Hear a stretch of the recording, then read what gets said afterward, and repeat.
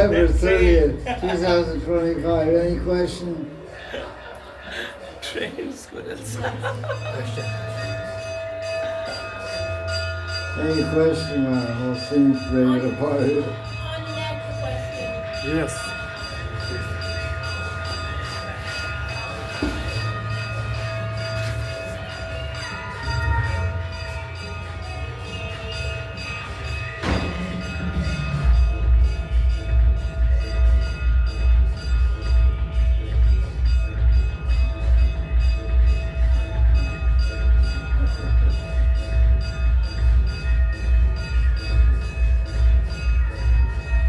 Question, Gurudev. How do we reconcile our personal plans, ambitions and desires with surrendering to Krishna's will? When is it right to plan for the future, or when should we let go of planning?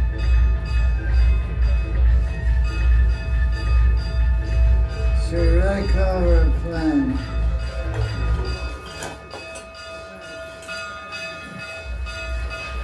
Okay, I'll tell you in a second.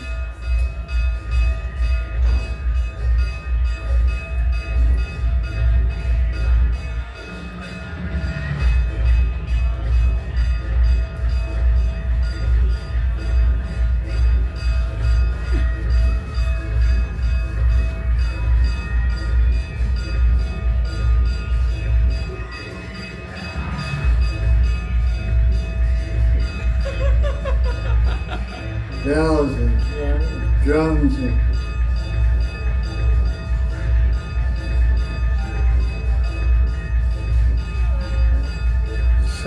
it's all one concert, the bells and so pick up one song.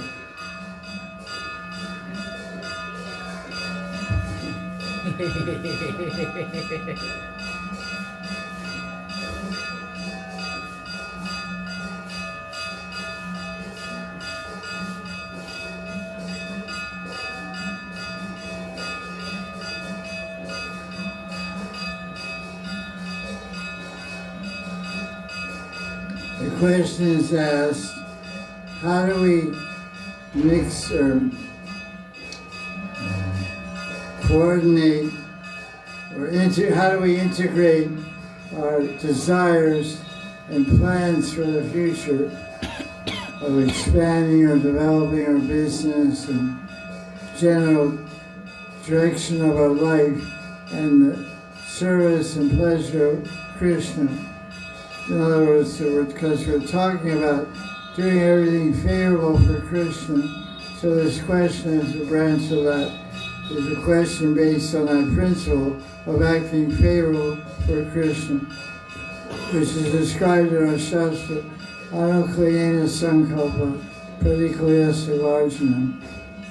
So, accept and act everything favorable for the pleasure of Krishna, with your body, mind, and words. So the main thing is, there's different forms and expressions of bhakti. They all come under the category of devotion to Krishna. So there's different levels of devotion. The topmost pure level of devotion, medium devotion, and lower class of devotion. Devotion has many varieties. There's actually 9 different forms of devotion. There's Kanishta devotion. There's Kanishta Madhyam devotion. There's Kanishta Uttam Bhakti. Then there's Madhyam Bhakti, Madhyam Kanishta, Madhyam, and Madhyam Uttam. In other words, bottom class, middle devotion, middle class, middle devotion, topmost middle. Then there's upper class devotion, which is called Uttam. Uttam Kanishta, Uttam Madhyam, Uttam Bhakti, Uttam.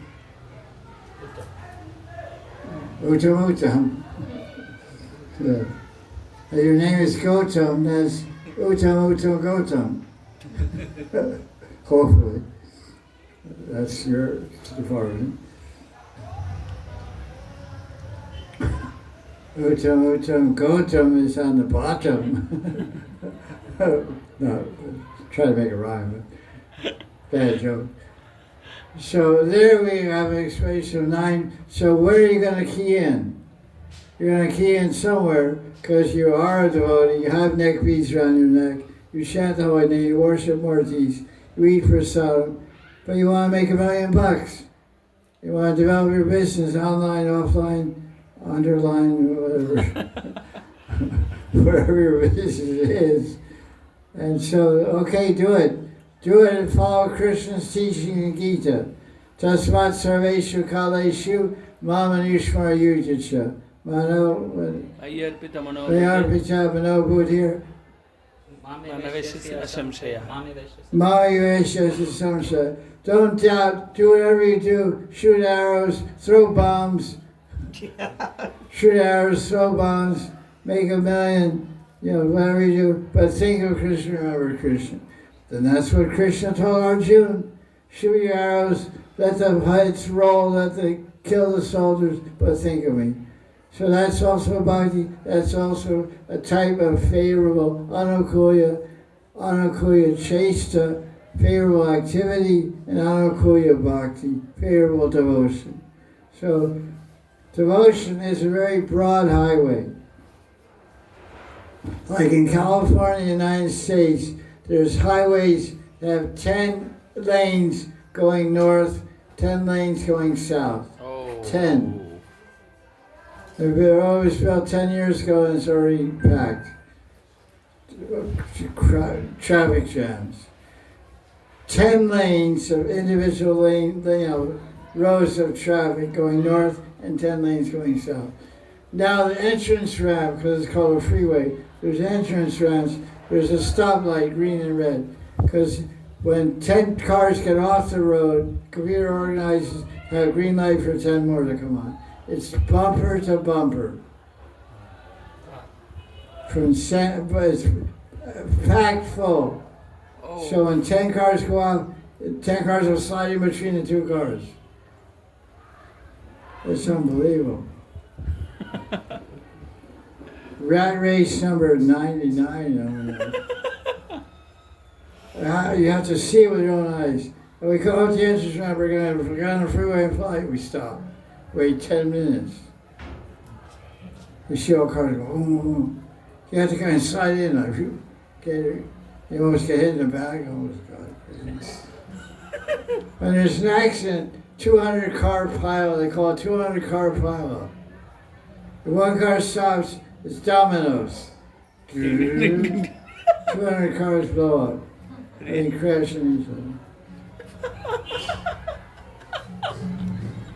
You see ants running on the road or running up and down a tree. They never crash.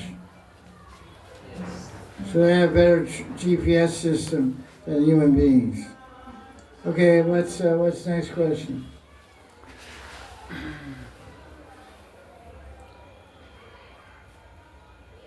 How can a devotee avoid all forms of transactional devotion? How can a devotee avoid all forms of transactional devotion? Transactional devotion. I don't know. I don't even know what that is. Transactional business. Can you explain what transactional? I read a lot of books about bhakti. I haven't read about transactional devotion. That's a new term. You should tell Rupa Goswami to edit his books. I never read transactional devotion. I read about Karma Mishra Bhakti, Shuddha Bhakti, Gyan Mishra Bhakti, Yoga Mishra Bhakti, Aropa Siddha Bhakti, Aropa Siddha Bhakti, Sangha Siddha Bhakti, Srup Siddha Bhakti. But transactional? I think you have to ask Bill Gates to answer that one. Another question. That sounds like some kind of devotion to Microsoft or something. Transactional, okay, what does he say it means? Not written Gurda. Maybe Sakandar. No. Sakama Bhakti, Akama, Nishkama Bhakti, Akama. Devotion just as a business. You give, take. I don't know. Devotion, business, whatever you do for Krishna. I don't care what you do, man. Transactional, universal, whatever. Uniaxle, transaxle, 4 axles, 2 axles. Whatever you want to do. Another question. That transported me out of the universe. Transactional devotion. I'm transported out of the world.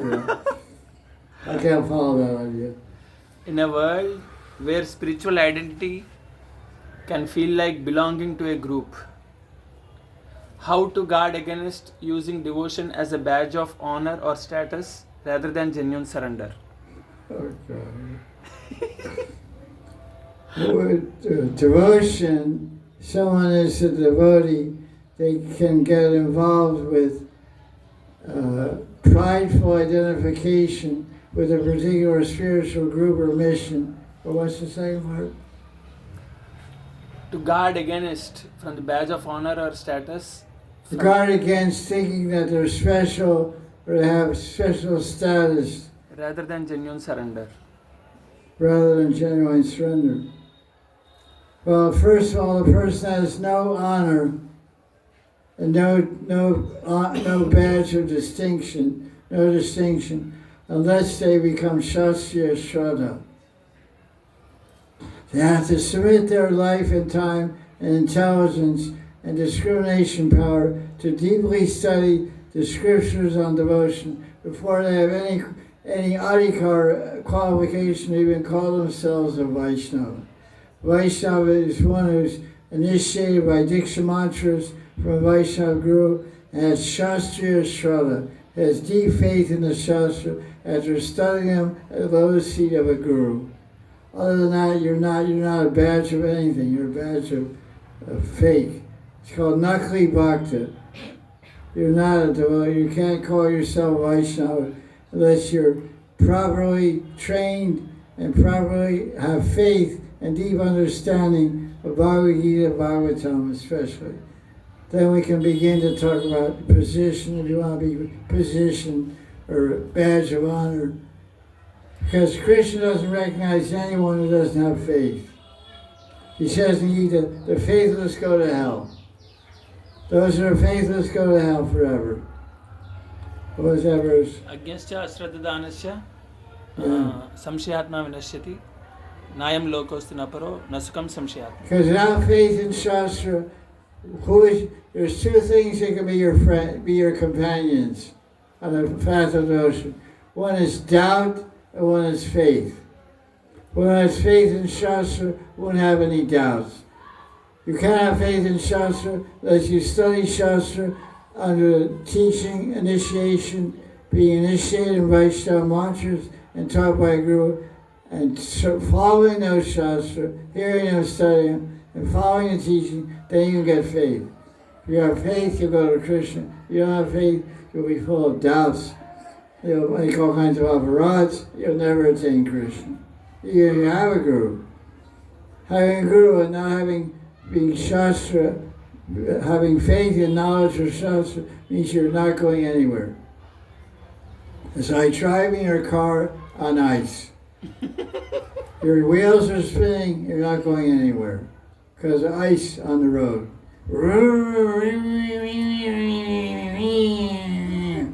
Not going anywhere. So the person is shameless, deceitful, trying to wear a badge of honor, and he has no Shastriya Shraddha, has no proper Diksha from Guru, and doesn't know the Shastra. He's a shameless person, deceptive person, a hypocrite, not a Vaishnava.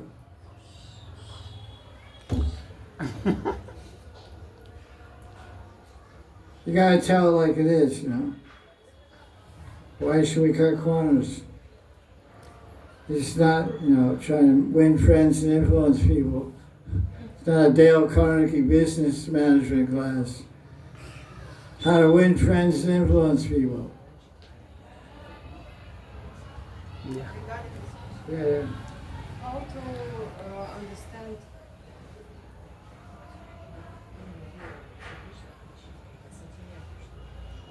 how to discriminate faith through faith and sentiments? Is it faith or sentiments if you don't have guru? How to discriminate between faith and sentiments. Sentiments means feelings, emotions, sensitivity. These are good. It's good to be like that. But in relation to the absolute truth, to Bhagavan, to God, and faith is based on Shastra, scripture. So you can have sentiments and be sentimental, but you won't get much progress in bhakti, or even in any kind of spirituality. In spirituality, any personal, personal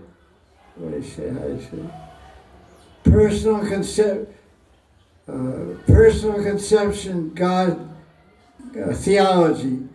Any theology, any religious concept which is based on a personal God. Jesus, Jehovah, Yahweh, Allah, Bhagavan, Krishna, there's a person on the top. That's called personality. That requires, if you want to attain a personality of God, you have to have faith.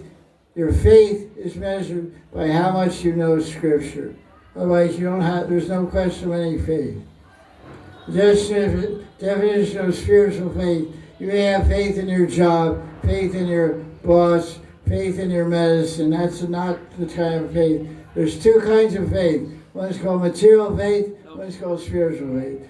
Alokik Shraddha, Lokik Shraddha, Alokik Shraddha. Material faith is spiritual faith. Spiritual faith is created. Spiritual faith is created by associating with saints. That's one way. The second way, by studying Shastra, Scripture, Bible, Quran, whatever, Gita, Bhagavatam, Upanishads, etc., Puranas. So when you study and you serve Bhagavan, then your faith will become solid and real. And then you'll understand what sentiments are good, but there's no relationship between sentiments and Shraddha. Sentiments is a position of feelings and heart. So to be successful in any personal-based religious outlook, you need two things. You need buddhi and riddhi. Buddhi plus riddhi makes siddhi. Buddhi plus riddhi makes siddhi. Buddhi means intelligence, discrimination, accepting, rejecting, weighing, understanding, measuring, removing doubts, asking questions, removing doubts, getting clear conception, clear understanding, clear knowledge of the whole situation. Material world, spiritual world, time, action, reaction, all kinds of things you have to learn. So when you combine intelligence with riddhi, riddhi means heart, sentiments, feelings, tolerance, compassion, love, caring. These are all sentiments. Then you'll be successful. Faith is a different thing. Faith is a byproduct of buddhi, not riddhi. Sentiments are from the heart. Faith is from the buddhi. Don't confuse them. Shraddha means nishtha. Nishtha in knowledge of God. Confidence, clear understanding, and complete understanding of God, Bhagavan Krishna, is called nishtha, which is the equivalent of Shraddha. Shastriya Shraddha. You understand?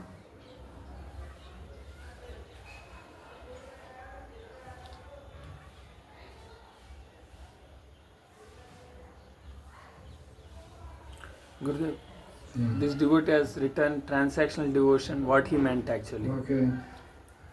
He said, as told by Prahlad Maharaj, Prahlad Maharaj says that I am not a merchant. I do not perform devotional service to you, my dear Lord, in order that you give me something in return. This is called transactional devotion, he said. Oh. So his now question is how to avoid, how can a devotee avoid all forms of transaction? Well, it's just the question is again about transactional devotion. How can a devotee avoid the business mentality? I'll give you $1 million to Babaji, Venkateshwara Babaji. Look, I go there, I say, look, I'll give you $1 million donation if you give me 10 million profit in my business. That's called transactional devotion.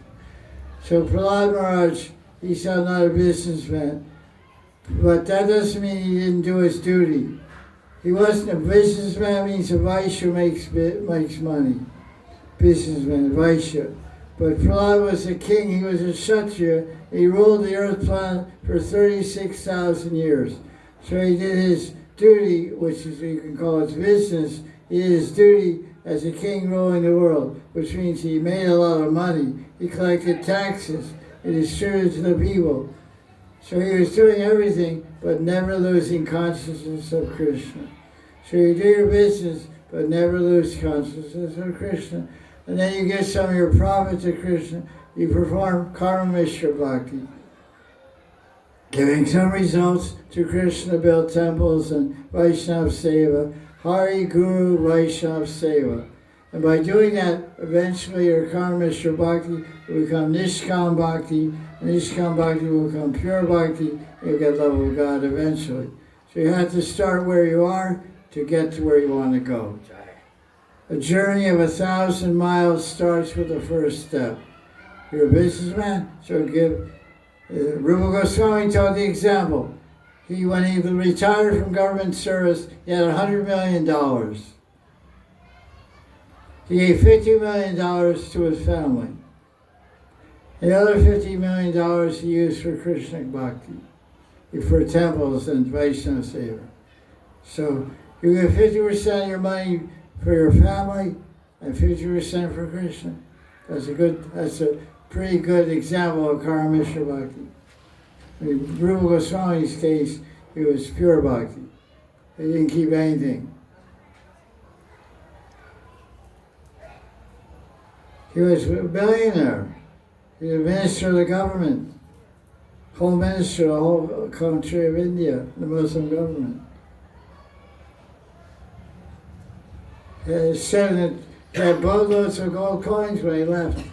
Boatloads of gold coins. He didn't come walking out with a copen. But he left everything. Chaktva Turnam Ashesha Mandalapati Shrenim Sadatu Jvat Bhutva Dina Ganesha Kokurna Kopina Kopina Kantashito Radha Krishna Gopi Bhava Samita Bilari Kalola Magamor Vande Rupa Sanatana Rigo Shri Gopal. Chaktva Turnam Ashesha Mandalapati. Ashesha Mandalapati, he was a pati. He was the lord, the master of an entire mandala. Mandala means whole country of India. Unlimited wealth. Ashesha Mandala. Ashesh means unlimited. Mandala means an unlimited area of wealth. He was the lord of all that. He walked away from it all and put on copets and a blanket, an old blanket, and a pair of underwear. Gave everything away. So that's the final point. Let's start with karma mishra. Give 50% of your income to Krishna, keep 50% yourself. See if you can do that. Then you're not transactional. It's devotion action. We have 10 more minutes, then the party begins. Maharaj, you said in your previous classes that you do not prefer the word purification in relation to bhakti. Can you elaborate on this? The question is, We don't favor the word purification in relation to bhakti. Oh, wait. Question is about the word purification. What's the context? What's the implication? What's the meaning I'm intending? Because the person saying, I said, and it's correct, that I don't so much care for this word purification. I'll tell you why I came to this conclusion. For 38 years of my life, I was in a spiritual mission. Every single day, I was here 100 times a day. I'm trying to get purified. I'm doing this for purification. And I would hear that, and I also repeated that phrase in classes. But for the last 20 years, I thought a lot about that. So it's like a drop of water from the Himalayas, a drop of water from the top of Mount Everest, saying one water from Mount Everest meets a drop of water from Delhi. And the water from Mount Everest in the Himalayas tells the drop of water from Delhi, you're not trying to get purified. The drop of water from Delhi will say, what are you talking about, man? You're from the top of Mount Everest. You're from 35,000 feet. You're just pure rainwater. You're distilled water. There's nothing more pure. So the Atma, the Jiva, is totally pure. There's nothing to purify. The right statement would be, what are you doing? I'm cleaning. And I'm already pure. Are you not pure? Oh, I'm so impure. I'm so fallen. It's BS. It's an illusion. It's a sentiment. This is called sentiment. I'm impure. I'm fallen. We're a pure spirit soul. The Jiva is more brilliant than millions of suns. So now, where's the impurity in the sun planet? The sun planet purifies everything. One sun planet purifies everything. A million stool fields, 1,000 stool fields, all stool urine. Sun hits is all pure. So bhakti is not done for purification. Bhakti is done for elevation. I'm not doing bhakti for purification. I'm doing bhakti to elevate my drop of devotion, become an ocean of devotion. I'm doing bhakti to make a fire. I already have a spark in my heart. The spark is bhakti lata bija. My Gurudev put a spark of bhakti in my heart. What is that spark? That spark is a spark of love from the heart of Radharani. Siddha Bhakti is two energies of Bhagavan, Swarup Shakti, Ladini Shakti and Samvid Shakti. Wisdom, knowledge, awareness, full awareness, and love, bliss, happiness.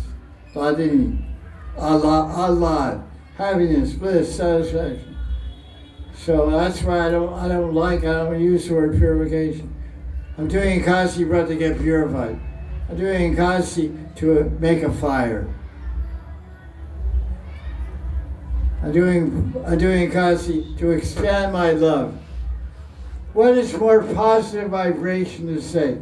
Oh, I'm dirty, I'm contaminated, I'm fallen, I'm doing this bhakti to get purified. That's not a very positive sound. Like if I say I hate you, does that sound good? No. I say I love you. That sounds good? Yeah.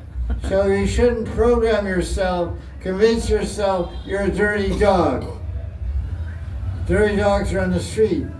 Oh, I'm a dirty dog, I'm so fallen, I'm so dirty, I'm so impure. Get out of here. Don't sit in my class, don't become my disciple, don't follow me. Because I don't want dirty dogs. I want angels and saints. I want angels that forgot their wings. I got a whole room full of wings. I got a whole house full of wings. You come in and put wings on and you send it out. You forgot your wings. So somebody says, why are you doing Kasi? I'm trying to get my wings. We're gonna fly, man. Well, is your guru purifying you? No, he's not. What's he doing? He's teaching me how to fly. Yeah. Let's fly. You want to fly? You want to die? You want to fly. You want to fly or die? Die in your own fry. Because you're so dirty, you're so fallen, you're so impure. Get out of here, man. Stinking. Stinky.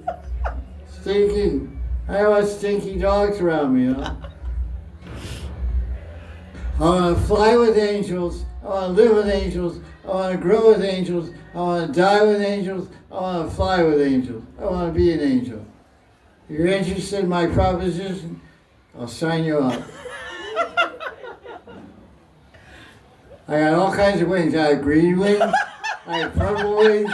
You have some fancy angels out there. I got red wings.